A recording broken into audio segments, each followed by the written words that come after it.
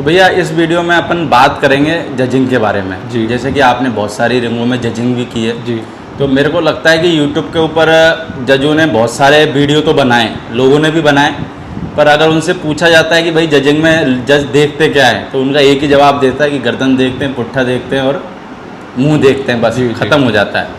अब ये तो मेरे को भी पता है, यही देखते होंगे, बाकी का और कुछ रहता भी नहीं है घोड़े में देखने के लिए, है ना। सभी घोड़ों के वही सब हाँ, पार्ट्स तो वही लगे हैं, ईयर्स 2 हैं, हाँ, लेग्स 4 हैं, पर टेल है। सबसे मेन ये कि पॉइंट क्या देखे जाते हैं और किसके आधार पर जजिंग होती है। जी। तो उसके बारे में मैं चाहता हूँ कि एक बार आप विस्तार से बताएं, तो जिससे जो बहुत सारे लोग हैं जो रिंग में जाने के बाद में जब उनका घोड़ा रिंग से बाहर हो जाता है, क्योंकि उनको तो पता नहीं उस चीज़ के बारे में, तो जजों से बहस करने लग जाते हैं। बिल्कुल बिल्कुल। तो अगर उनको पता हो तो मेरे को लगे कि ये जो चीज़ें होती हैं ये उत्पन्न ही ना हो। उसमें ऐसा है प्रदीप भाई, ये प्रॉब्लम आज से कई साल पहले लोग फेस कर रहे थे। जैसे जब शोज़ की स्टार्टिंग हुई ना, शोज़ सबसे पहले पंजाब गवर्नमेंट ने शुरू किए थे ऑर्गेनाइज कराने हॉर्सेस के। पहले होते थे मेलों में, छोटे मोटे होते थे, मतलब बड़े लेवल पे अगर कभी शो ऑर्गेनाइज हुआ घोड़ों का तो वो पंजाब में हुआ, पंजाब गवर्नमेंट ने करवाया। शायद 2008 में पहला शो हुआ था। तो उसका एक बहुत अच्छा पंजाब के लोगों को बेनिफिट मिला कि एक तो लोगों को थोड़ा समझ में आया कि घोड़े अपने प्रेजेंट कैसे करने हैं, तो उनकी साफ सफाई पे भी उनका ध्यान गया, उनकी कीपिंग भी चेंज हुई। जैसे पुराने टाइम में क्या होता था, मोस्टली लोग घोड़े बांध के रखते थे, फिर लोगों ने धीरे धीरे देखा कि घोड़ों को लेटने के लिए भी जगह चाहिए, इनको प्रॉपर रूम चाहिए, तो वो सब चेंजेस आई शो की वजह से। और अच्छे घोड़ों के दाम भी बहुत ऊपर गए जस्ट बिकॉज ऑफ शोज़। तो उस टाइम में भी क्या होता था प्रदीप भाई के लोगों को पता ही नहीं होता था कि जज देखता क्या है।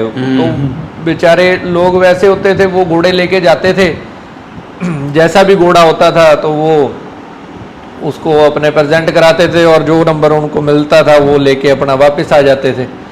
तो उसके बाद क्या हुआ, जैसे जैसे लोगों में अवेयरनेस आई, फिर शोज़ में कंट्रोवर्सीज होनी शुरू हो गई कि वो घोड़ा अच्छा था, उसमें ये कमियां थी, क्योंकि लोग भी एजुकेट हो गए इतने सालों में। पहले तो चलो उनको नहीं पता था, धीरे धीरे उनको पता चला।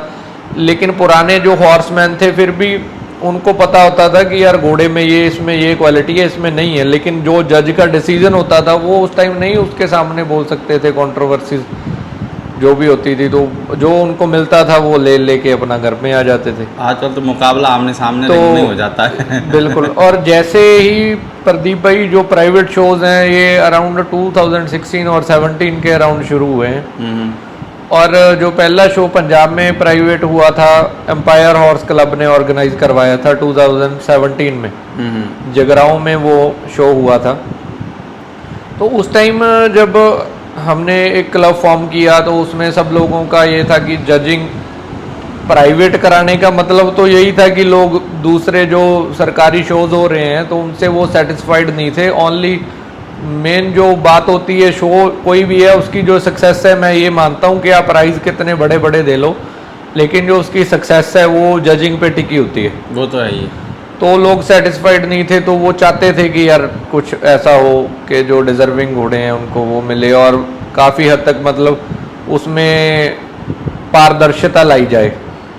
तो हम लोगों ने सबने उस पर डिस्कस किया। तो मेरे दिमाग में एक आइडिया आया कि जैसे हमारे घोड़ों का शो होता है वैसे ही अरेबियन घोड़ों का भी शो होता है। तो मैंने उनका जजिंग क्राइटेरिया देखा कि क्या है, तो उस हिसाब से जो पूरा जजिंग का क्राइटेरिया था उस टाइम मैंने खुद अकेले ने प्रिपेयर किया। तो उसमें हमने एक पहले ब्रीड कैरेक्टरिस्टिक्स जो थे वो बनाए, और हमने शो ऑर्गेनाइज कराने से पहले तो वो पब्लिश किए कि जो घोड़े इस शो में जज किए जाएंगे तो वो इन कैरेक्टरिस्टिक्स के आधार पे किए जाएंगे। तो उसके बाद हमने एक स्कोर शीट तैयार की जिसमें 16-17 पॉइंट्स हमने रखे। तो उसमें क्या था कि 5 जजेस थे, और 5 जजेस में से क्या होना था एंड में, जैसे 16 पॉइंट्स हैं, एक हेड है, एक ईयर्स है, एक फेस प्रोफाइल है। तो उसमें क्या होना था, जैसे 5 जजेस हैं ABCDE, तो जैसे हेड में एक जज ए है उसने 10 मार्क्स दिए, और एक जो जज है उसने 3 मार्क्स दिए। जैसे रहता है कुछ लोग बोलते हैं कि जजेस किसी के नोन थे तो उन्होंने उनको ज़्यादा पॉइंट्स दे दिए, और उनकी किसी से बनती नहीं थी तो उन्होंने पॉइंट्स काट लिए। तो हमने उस समस्या का हल करने के लिए ये किया कि अगर कोई किसी का फेवर लेगा, अगर वो उसको ज़्यादा मार्क्स दे रहा है तो मैक्सिमम तो काटे जाएंगे ही, मैक्सिमम के साथ जो मिनिमम है वो भी काटे जाएंगे, और बीच के जो 3 पॉइंट्स हैं वही काउंट होंगे। ओके। तो अगर घोड़ा वाकई में ही वो 10 मार्क्स डिजर्व करता है तो एक जज 10 देगा, जो पीछे वाले 3 है वो भी 10 ही देंगे, तो उनके भी काउंट होके वो स्कोर करके आगे आ जाएगा घोड़ा ओवरऑल। तो वैसा एक क्राइटेरिया बनाया गया, और जजेस जो थे, हर एक घोड़े की एक डिफरेंट शीट होती थी, तो वो शीट जैसे ही जज ने उस पर नंबर लगा दिए तो वो स्कोरर्स के पास चली जाती है। उसके बाद जज उसमें कोई चेंजेस नहीं कर सकता, जो मार्क्स उसने एक बार दे दिए तो दे दिए। ओके। तो फिर भी क्या है कि उस क्राइटेरिया पे भी जो जजेस हैं उनको ट्रेन होने के लिए टाइम लगना था, क्योंकि अगर आप कॉन्टिन्यूस किसी काम को करते जाओ फिर उसमें परफेक्शन आती है, उससे पहले नहीं आती। तो उनके लिए भी नया था जो उस टाइम जजेस थे, चलो उन्होंने जितना भी किया तो उसमें एरर ना आए उसके लिए हमने एक चीज़ उसमें और ऐड करी। उससे जो नेक्स्ट ईयर शो हुआ था पटियाला में, इंडिजिनस हॉर्स शो, उसके बाद हमने क्लब का उसका नाम चेंज करके इंडिजिनस हॉर्स क्लब कर दिया था। तो इंडिजिनस हॉर्स शो पटियाला में हुआ था, चंडीगढ़ के पास। तो उसमें हमने और उसमें थोड़ा ऐड ऑन किया कि उसमें ये कोई उसकी गुंजाइश ना रहे कि घोड़ा कोई आगे, तो उसमें हमने ये मार्क्स तो थे ही थे, तो उससे क्या है कि 10 हॉर्सेस आगे आ जाते हैं। तो उसके बाद एक कंपैरिजन बेस्ड जजिंग भी होती थी, क्योंकि कुछ लोग ये मानते थे कि कई बार क्या होता है कि जब घोड़े को जज कर रहे हैं तो उस टाइम वो अपना वो जो उसकी खूबियां हैं वो नहीं दिखा पाता, तो उसको सेकंड चांस भी मिलना चाहिए। बिल्कुल। तो उस टाइम क्या होता था, कंपैरिजन में और क्लियर हो जाता है। तो उसमें जो घोड़ा मैक्सिमम मार्क्स डिजर्व करता है वो विनर बना दिया जाता है। तो उसमें हम जो पॉइंट्स देखते हैं वो मैं आपको बताना चाहता हूँ। सबसे पहले तो होती है घोड़े की कन्फर्मेशन। ओके। कन्फर्मेशन में क्या है कि उसका हड्डियों का ढांचा आता है पूरा। घोड़ा क्या है कि वो पूरा एक स्क्वायर में होना चाहिए। ओके। जो उसकी पिछली लेग्स हैं वो भी, जो उसका टेल सेट है, पुट्ठा जहाँ ख़त्म होता है उसके बिल्कुल स्ट्रेट होनी चाहिए नीचे। वो सिक्कल हॉक नहीं होना चाहिए, पीछे से देखें तो वो काव हॉक नहीं होना चाहिए। सेम एज इट इज़ जो आगे की लेग्स हैं उसमें भी यही होते हैं, टो आउट नहीं होना चाहिए और उसमें कोई इश्यूज नहीं होने चाहिए कन्फर्मेशन के। तो वो चीज़ें नोटिस होती हैं। उसके भी 10 मार्क्स होते हैं, 0 to 10 मार्क्स। ओके। तो जो उसमें 0 to 1.5 नंबर्स हैं वो वेरी पुअर को दिए जाते हैं, और 2 से 3.5 नंबर्स जो हैं वो पुअर बोल सकते हैं। 4 to 4.5 जो हैं वो बिलो एवरेज को दिए जाते हैं। और 5 to 5.5 एवरेज को दिए जाते हैं। 6 to 6.5 अबव एवरेज को दिए जाते हैं। 7 to 7.5 गुड को दिए जाते हैं, और 8 to 8.5 वेरी गुड को दिए जाते हैं। 9 to 9.5 एक्सीलेंट, और 10 नंबर्स दिए जाते हैं आइडियल को। तो ऐसे उसकी वो होती है। फर्स्ट पॉइंट जो रहता है वो कंफर्मेशन रहता है। सेकंड क्या है कि बैलेंस, घोड़े का बैलेंस देखा जाता है कि बैलेंस में हम देखते हैं कि जितनी उसकी हाइट है उतनी उसकी लेंथ भी है। अच्छा। और जितनी उसकी लेंथ है उस हिसाब से उसकी गर्दन की भी लेंथ है, और जिस हिसाब का उसकी पूरी बॉडी है उस हिसाब से उसके फेस की लेंथ कितनी है। वो ज्यादा बड़ा तो नहीं है, समझे तो बराबर हो, यानी शरीर के हिसाब से सारे पार्ट्स आपने उसमें उसके बराबर देखने हैं बैलेंस में, कि घोड़ा वेल प्रोपोर्शनेट हो। ऐसा नहीं कि एक घोड़ा है आप उसका कंपैरिजन दूसरे घोड़े से कर रहे हो जबकि उसका शरीर जो है वो डिफरेंट टाइप का है, दूसरे घोड़े का डिफरेंट टाइप का है। जैसे देखो एक ब्लड लाइंस रहती हैं प्रदीप भाई, ब्लड लाइन में हर एक ब्लड लाइन में अलग खासियत रहती है। बिल्कुल। एक ब्लड लाइन का घोड़ा दूसरी ब्लड लाइन से कुछ चीज़ों में अच्छा होगा, कुछ में बुरा होगा। बिल्कुल। और वैसे ये चीज़ देखी जाती है टाइप ब्रीड में। देखा उसके बाद पॉइंट आता है टाइप एंड ब्रीड, तीसरा। हाँ जी। तो टाइप में क्या देखते हैं प्रदीप भाई, जैसे आप एक घोड़ा देखते हैं, घोड़ा तो घोड़ा है, थोरोब्रेड भी घोड़ा है, अरेबियन भी घोड़ा है, मारवाड़ी भी घोड़ा है, काठियावाड़ी भी घोड़ा है। लेकिन हर एक ब्रीड का एक टाइप होता है। जो आदमी ब्रीड की नॉलेज रखते हैं वो समझते हैं कि ये टाइप में घोड़ा मारवाड़ी में या काठियावाड़ी की आप जजिंग कर रहे हो, नुकरे की कर रहे हो, तो उस टाइप में वो घोड़ा कितना फिट बैठता है, मतलब उसमें वो सारी चीज़ें इंक्लूड होती हैं जो एक ब्रीड को ब्रीड से डिफर करती हैं। ओके। जैसे थॉरोब्रेड घोड़ा है, वो आप देख के ही कैसे बता देते हो कि ये थॉरोब्रेड है। उसमें जो चीज़ें अलग हैं वो आपको नज़र आती हैं कि यार उस चीज़ों के ब्याह पे आप बोलते हो कि ये घोड़ा थॉरोब्रेड है, ये मारवाड़ी है, ये अरेबियन है। बिल्कुल। तो वो चीज़ें वो जज किया जाता है। उसके बाद आते हैं ईयर्स। कान। ईयर्स के भी 0 to 10 मार्क्स ही हैं। और उसमें क्या है कि ईयर्स में जैसे मैंने आपको पहले भी एक्सप्लेन किया कि ईयर्स अगर ज़्यादा ओवरलैपिंग हैं तो उनको भी ज़्यादा अच्छा नहीं माना जाता, अगर खुले हैं वाइड हैं उनको भी नहीं माना जाता। फिर उनकी शेप आ जाती है कि उनकी शेप कैसी है। फिर उनका ये है कि वो आगे की तरफ झुके हुए तो नहीं है, लीनिंग फॉरवर्ड तो नहीं है। और फिर उनका साइज़ आ जाता है कि घोड़े के हिसाब से उसके फेस पे सूट कर रहे हैं तो उसके हिसाब से उसको मार्क्स दिए जाते हैं। ओके। और उसके बाद आता है प्रदीप भाई face profile. Okay. Face profile में क्या है कि जो प्रेफरेबल है according to Marwari breed characteristics, तो उस कैरेक्टरिस्टिक्स के हिसाब से क्या है कि मारवाड़ी घोड़े की जो फेस प्रोफाइल है वो साइड से देखें तो बिल्कुल सीधी होनी चाहिए। जो रोमन नोज है वो एक फॉल्ट माना जाता है ब्रीड कैरेक्टरिस्टिक्स के हिसाब से, जिसका घोड़े का मुंह ऊपर से ऐसे उठा हुआ है तोते की तरह है। ओके। वो वेरी करता है, कहीं में ज़्यादा होता है कहीं में कम होता है। अगर ज़्यादा है तो ज़्यादा मार्क्स कट जाएंगे, वो पुअर में आ जाएगा। अगर कम है तो कम, लेकिन अगर बिल्कुल स्ट्रेट है तो वो आइडियल में चला जाएगा या एक्सीलेंट में चला जाएगा। ओके। अगर उसमें डिश है ज़्यादा काठियावाड़ी की तरह तो भी सेम एज इट इज़ उसके मार्क्स जो हैं वो कट होते हैं। ओके। लेकिन ब्रीडर्स को जब वो ब्रीड कराते हैं तो उनको ये चीज़ खास ध्यान में रखनी चाहिए कि वो ये चीज़ को प्रेफरेंस दें कि मारवाड़ी घोड़ा घोड़ी जब हम ब्रीड कर रहे हैं तो उसमें जो फेस प्रोफाइल है वो बिल्कुल स्ट्रेट आए। ओके। और थर्ड जो है वो हेड आ जाता है, नहीं सॉरी फिफ्थ हो गया, 6 नंबर। हाँ 6th हो गया, 6th हेड हो गया। हेड में क्या है प्रदीप भाई, उसका घोड़े का हेड देखा जाता है, उसमें उसकी आईज हैं, मजल है, उसके जॉज हैं और 4 हेड है, वो सब चीज़ें उसमें काउंट होती हैं। ओके। कि वो सही है। जैसे घोड़ा है, घोड़े की जो आंखें हैं वो अलर्ट होनी चाहिए, अच्छी मतलब अट्रैक्टिव लुक देती है। जैसे रिंग में जैसे कि वो तख्ती हिला के देखते हैं, वो उसके लिए देखते हैं नहीं, वो ईयर्स के लिए अच्छा, देखते ears हैं। के कई लिए। बार घोड़ा कान नहीं मिलाता तो ऐसे हिलाते हैं तो वो कान टच कर लेता है, पता चल जाता है कि उसके ईयर्स की पोजीशन क्या है। ओके। ओके।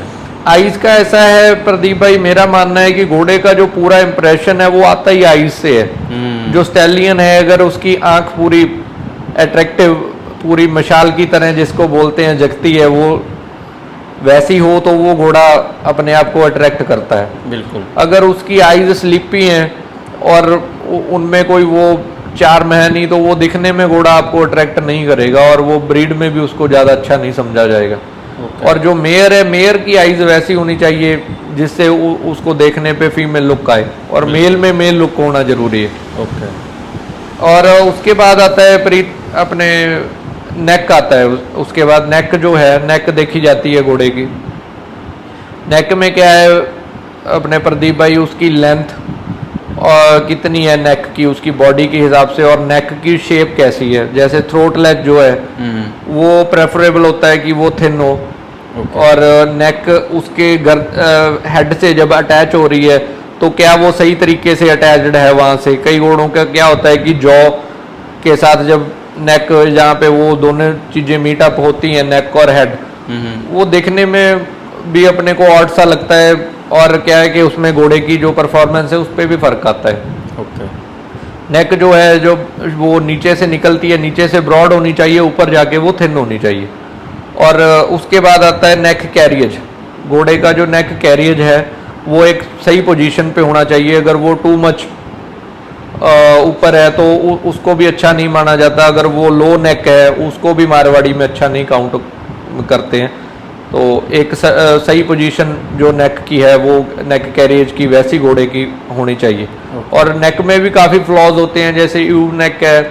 यू नेक में क्या होता है कि उसका जैसे ऐसे एस की टाइप बोलते हैं, जो उसका गला है घोड़े का आपको ऐसे बाहर की तरफ निकला हुआ नजर आएगा। लो नेक है, थिक थ्रोट लैच है तो जिनका। जैसे मान के चलो भैया किसी घोड़े की गर्दन मोटी होती है, इसका भी इशू रहता है क्या? नहीं ऐसा है, देखो मेल में थोड़ा बहुत क्रेस्ट तो रहेगा ही, बिकॉज वो मेल है। तो ये चीज अपने को भी इतनी समझनी चाहिए कि जो मेल है उस पर क्रेस्ट तो आएगा ही।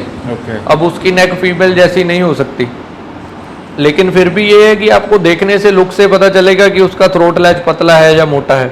ओके। तो उन चीज़ों से आपको सब क्लियर हो जाएगा। बिल्कुल। और उसके बाद आता है चेस्ट एंड शोल्डर।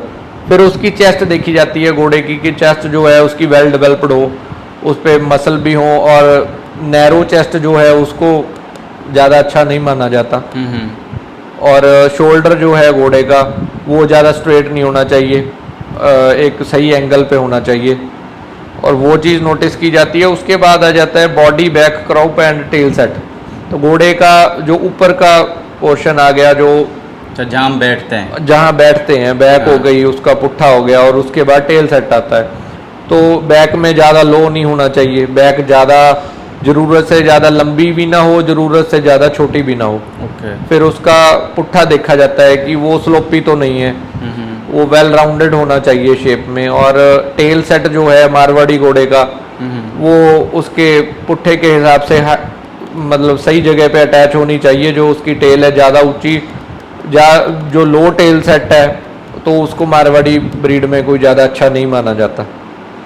उसके बाद आती हैं प्रदीप भाई लेग्स आती हैं, घोड़े की चारों लेग्स जज की जाती हैं कि जो उसकी लेग्स हैं वो उनकी कंफर्मेशन सही है, टो इन आउट तो नहीं है, या लेग्स में कोई उसके और इशू तो नहीं है, कोई कंफर्मेशन फॉल्ट तो नहीं है, और वो चीज़ें उसमें नोटिस की जाती हैं। जैसे पानी भरा रहता है पैरों में, उसके भी मार्क्स कटते हैं क्या? वो पेनल्टीज में कट होते हैं। अगर बहुत ज़्यादा है, मतलब टू मच है, तो उस घोड़े को तो प्री जजिंग में ही डिस्क्वालीफाई कर दिया जाता है। अगर कोई मेजर इशू है तो ओके। मतलब वो अनफिट है घोड़ा टोटली, तो उसको प्री जजिंग में ही आउट कर दिया जाता है।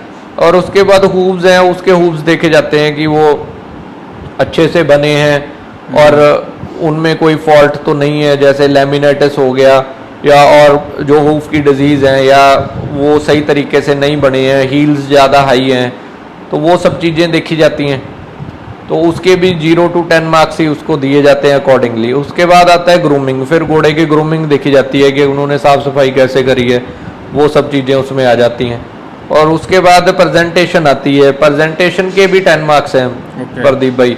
ज़्यादातर शोज़ में क्या होता है कि जब घोड़ा किसी उस पोजीशन में नहीं आता और उसका ओनर आके पूछता है कि यार मेरा घोड़ा किसी नंबर पे नहीं आया, तो जो जजेस हैं मोस्टली उनका यही एक्सक्यूज होता है कि यार आपके घोड़े ने प्रेजेंट नहीं किया। अच्छा।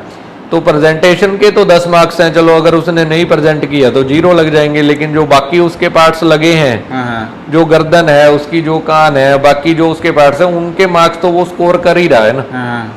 तो वो चीज़ें, उस चीज़ से बचने के लिए हमने ये पॉइंट इसमें ऐड किया था प्रेजेंटेशन का।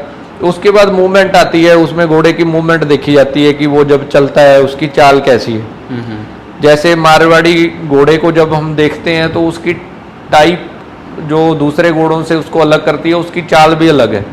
थॉरोब्रेड की चाल अलग रहेगी, जो ड्राफ्ट घोड़े हैं उनकी वैसी होती है, जो मारवाड़ी घोड़ा है उसकी अलग है। तो वो देखा जाता है। उसमें भी देखा जाता है कि जब वो चल रहा है तो उसकी मूवमेंट कैसी है, वो कोई पैर इन आउट तो नहीं डाल रहा, या वो लेम तो नहीं है। वो सब चीज़ें नोटिस करके उसके मार्क्स दिए जाते हैं। तो उसके बाद आता है प्रदीप भाई बॉडी कंडीशनिंग स्कोर। उसमें देखा जाता है कि जो घोड़ा है वो उसका वेट कितना है। अगर वो ओवर वेट है तो भी उसके नंबर काटे जाते हैं। ओके।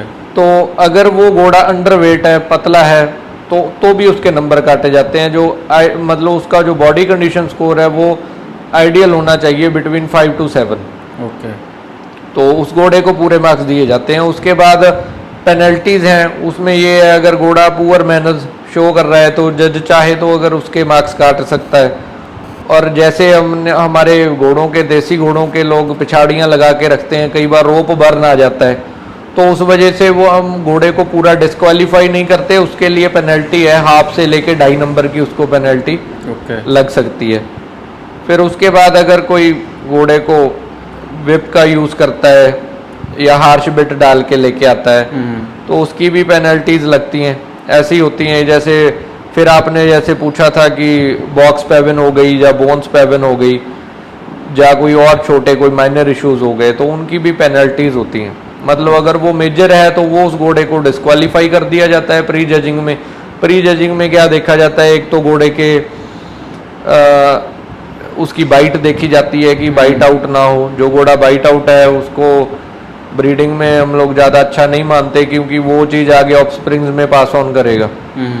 तो वो एक चीज़ देखते हैं, वैसा घोड़ा डिस्क्वालीफाई होता है। बाइट का भी जैसे होता है, कई घोड़ों की बाइट बिल्कुल इतनी सी आउट होती है कि उनके जो दांत हैं आपस में टच करते हैं, लेकिन थोड़े से हमें देखने को लगते हैं कि आगे पीछे हैं, तो उतना टॉलरेबल है, उस घोड़े को अलाउ किया जाता है। जो घोड़े की बाइट बिल्कुल ही ऐसे है, ओवरलैपिंग है, तो उस घोड़े को डिस्क्वालीफाई कर दिया जाता है। और जो सिंगल टेस्टिकल घोड़े हैं वो भी सिर्फ मिल्क टीथ में अलाउड हैं। टू टीथ और जो अडल्ट रिंग है उसमें सिंगल टेस्टिकल घोड़े को नहीं अलाउ किया जाता।